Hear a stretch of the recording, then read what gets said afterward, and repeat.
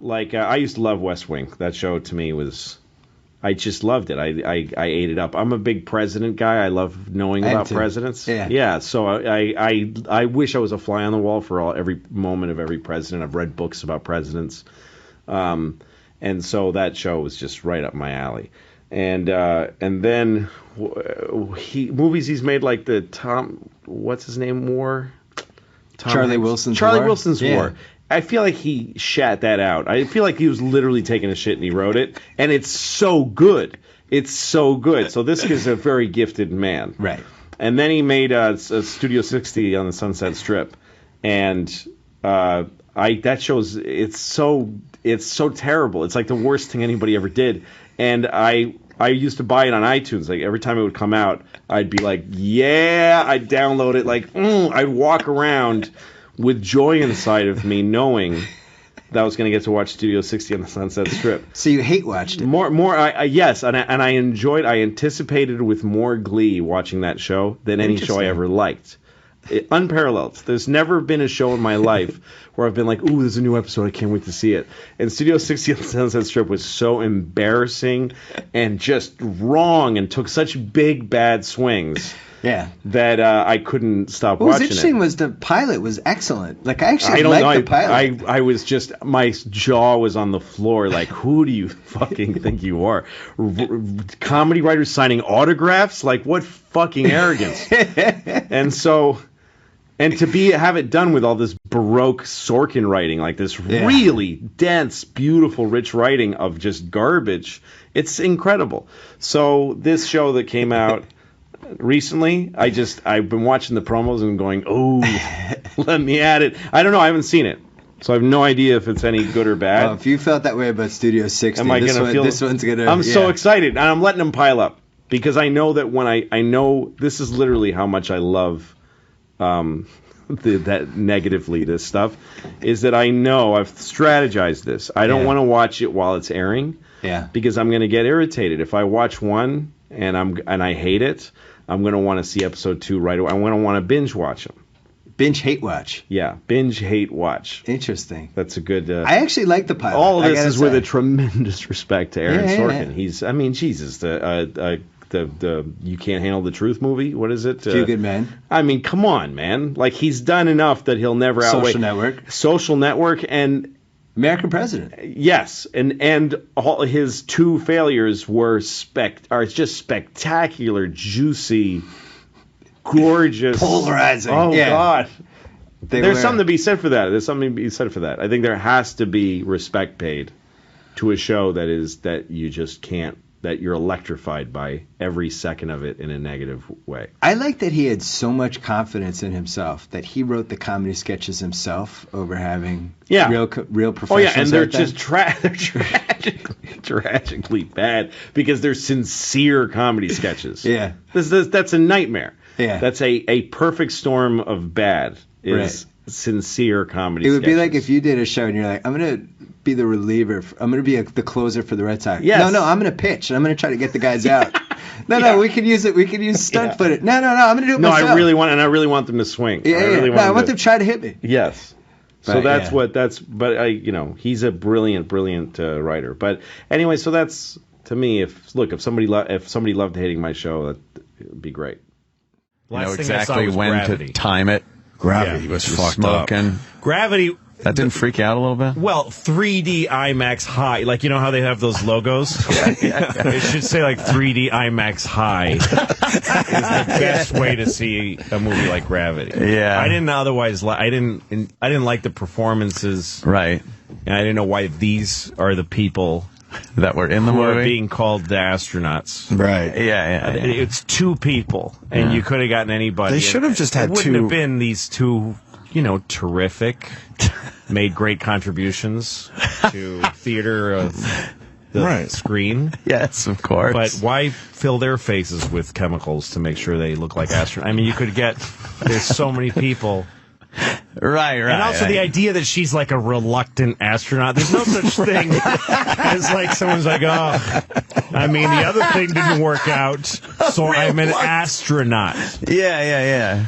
And so I hate astronaut space. was something to fall back on. Yeah, I'm so stressed out when I'm in space. Like a trade. Yes.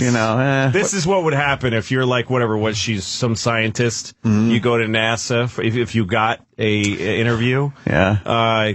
Okay, you be her, okay? All right. And I'm going to ask you about how you feel about the program and sound a little hesitant. Okay. Okay, so how are you excited to try out to be an astronaut? Get the fuck out of here now. Get the fuck out of my office. There's the greatest people alive do this. Right. Everybody Get wants the fuck that outta gig. here. And it's their dream from the second they left the womb. Right. All they want to do is go into They space. never gave up on being an astronaut. That's hilarious. Yeah. Yes. If you're obsessed with being an astronaut and you are the best at everything that you do, you're still going to wash out and not get to space. Right. Right. Yeah. And yet this fucking ugh. And I get vertigo. No, you don't. Fuck you. And I don't know, whatever. And then, but when you're that fucking stoned, and you're in the picture and you're going inside of the helmet, looking at the world from inside the helmet, it's pretty cool. Not a freak out though. You're not a freak out pot guy where it's like, this is like fucking freaking me out. No, because they don't know I'm watching them, so they're not interacting with me. If I interact with human beings who are looking at me, that'll freak out a little bit. That would be the thing. Yeah. The vastness of space thing would get me a little. No, I could fall right into that. Yeah. Okay. Except for I was getting also irritated by the lack of truth with the physics. Because they had an opportunity to teach people physics. You're right. Where did they fail? Were they really off? There was a couple of times where they said they were off, like when they were holding each other's fingers.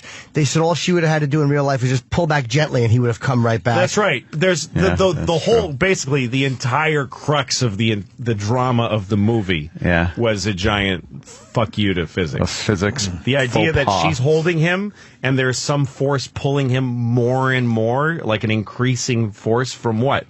There's nothing. Centrifugal force, was it? No, I don't think so. Were they spinning? Nope. No, they weren't. Oh, they weren't then spinning. Yeah. Okay. Well, although if she pulled like a teeny bit, he would have come right back. But and also, when she would have gone forward too. When she's spinning, and she's going, Yeah. oh God, close your fucking eyes, close them.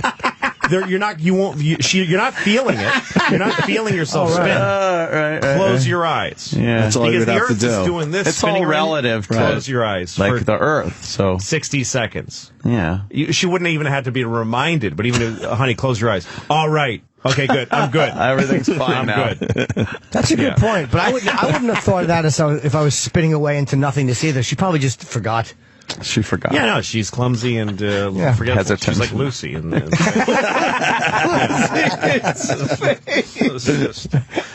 George asked her where she's from. Like, when they know all that, that took me out of the movie. I'm like, they would know all that before they went up there. Right, but so tell me about you. Where are you They from? would know everything about every each detail. other. What did they talk about during the training? He just kept saying, your cunt stinks a lot. That's all he talked about in the training is how her That cunt was the first 1,000 things he said.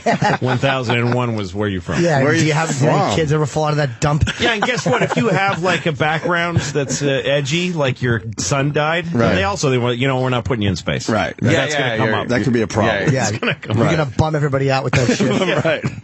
Yeah, we don't need you up there all of a sudden waxing fantastic about your kid. No. Worthless. Fucking things up. No, wow, billions of dollars that shit costs up there. They need boring, steel, fucking nerved people. Right. You ever watch some of those guys on camera when they're having the spacewalk? Like they got to replace that giant cooling unit that's the size of a refrigerator.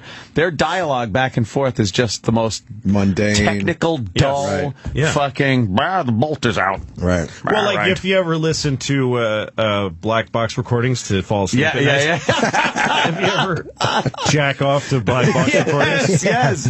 Yeah, voice recording. Yes, they have some on YouTube. And I've stuff. seen. I've actually was listening to some of those just last week. Yeah, I swear. They're fucking they are tragic. the pilots, ago, right? even in the worst conditions, are steel until the very last second. Yeah, then you get They're the like, okay, we're gonna try this. We're gonna try this. This didn't work. This didn't work. The wing came off. We're going down. We're 50 yards from the ground. It's the last sound. It's like, it is the last. But they're not right panicking. before it, they're like, we'll try this. We'll try this. Yeah. That's what all pilots are like. And people in space are like the 0.00001% best of those people. Right. That's so crazy. That's exactly what it was. That guy Sully, who landed the plane on the Hudson, steel nerves, he would have washed out. He would have never made it. Never would have made it to space. No. Something fucked up there. He would have been fucked. But meanwhile, in the plane, we're not going to make it. We're in the river. Yeah, exactly. We're going to try the river. We're going to try the river. We're going to try the river. That's literally what he said. Right. Wow. Did you see Redford's movie where he's on the little sailboat? Yeah, I hated it. Thank you. I did too. It was a piece of shit movie. What a fucking, I kind of got, at the very beginning, with the shipping container and everything, I'm like, oh, okay, this is a little... but you know he dies. Well, yeah. You know that it's worthless. Right. Yeah, because they kind of popped that at the beginning. Because the movie starts with none of this worked. I tried everything, none of it worked. And then, so here's the first thing that didn't work, which was bailing out and, fixing the hole. Right. He's also a fucking asshole. I was screaming at the screen the whole movie because he tries the radio for like a minute. Yeah. And then he's like, I would be on that, especially if you started getting a little something. Yeah, and also you don't just hail your fucking, this is my ship's name. Nobody gives this No one cares. Say, hey, Mayday. Right, you're right. If you say, I'd be falling asleep with my hand on that switch saying Mayday. You want your voice. Because if somebody hears Mayday slightly, they know what there's a problem. Yes, because these radios, the VHF radios, have a limited radius. So if somebody hears Mayday, they know within 5 miles of me, somebody's in trouble. Yeah. And there's be helicopters swarming. Yes. And also, the ship comes, he's reading the directions on his fucking flare. And then he pops one, and the ship is still 90 feet away, and he's like, I don't think they see me. I'm just going to go ahead and die. And then the one thing he does that is stupidest, but when he makes the fire in the little tub. I go, okay, he's doing this because he's going to float the tub out into the water. Why wouldn't you put it in the water? Why are you making a fire in your rubber raft, you stupid fucking idiot? That was him giving up. If you're going to make a fire in your raft and set the whole thing into a ring of blaze... Yeah. There's a ship right there. Give it 10 minutes to see if the ship comes. Don't just fucking sink beneath. I'm going to go into water now. He really did just give up. Yeah. Too many times. And the guy that made the movie, what was his name? Robert Redford? No. He was like, the ending is left open to interpretation. Oh, is it? Did he die or did he not die? Was that the hand of the filmmaker's best friend? Right. I don't give a shit who it was. Stupid Hollywood. Stupid Hollywood trying to give you a little extra. Hope? Yeah? That's dumb. You say he's dead, right? Yeah. Yeah, I suppose. I mean, I hope so. I really hope that character's dead. I was wondering, did you see the Redford film All Is Lost? I did see it. Yes, I did. Because he's on this yacht in the middle of the Indian Ocean, and one disaster after another happens, and the boat is sinking, and he's alone, and yep. How did that make you feel about your God? I got anxious. I didn't like that movie because you shouldn't see movies about something you know about because I'm very into the boating and I know how to navigate. There's a lot of people better than me, but I can get my boat all the way up the Hudson and I can get it out. I can get it to Cape Cod from New York. I can go a lot of places and I know what I'm doing. I'm not nearly as experienced as a lot of captains. But this guy in that movie, he made so many stupid choices. So every 10 seconds, I was just yelling at the screen, get that stuff out of the water. There was a million things he could have done to ensure his safety that he didn't. He's trying to figure out how to use a flare gun. Who doesn't know how to use a flare gun? Who's in the ocean? You're in the open ocean and you're sleeping. He didn't have his water anchor out. A million things that he did that were stupid and just made me mad. Lots of different filmmakers. I mean, I love old 40s black and white films. I love pre-code films. Yeah. Most of the movies I was watching when I was writing I Love You, Daddy and putting it together were pre-code films. There was one called Dinner at 8. Which I recommend everybody see. It's just a really harsh play about people losing during the Depression, but it's super funny. And nobody's good or bad in that movie. Everybody's both. Right. There's a movie called Babyface. Barbara Stanwyck, I think, which is just a brutal movie. And she plays this girl who's her dad makes her wait tables he has like a bar in his house, and he also pimps her to local men, and so she burns the place down, I think, and then goes to the city. Oh, some guy who reads Nietzsche all day that goes to the bar says, Nietzsche says you must self-determinate and use your power as a sexual woman. So she goes to New York City and fucks her way up a corporation ladder and claims it as like, this is my right. I mean, it's really intense. And it's not, they don't mince any bones about what's happening. It's a cool movie. So that's why I made this one.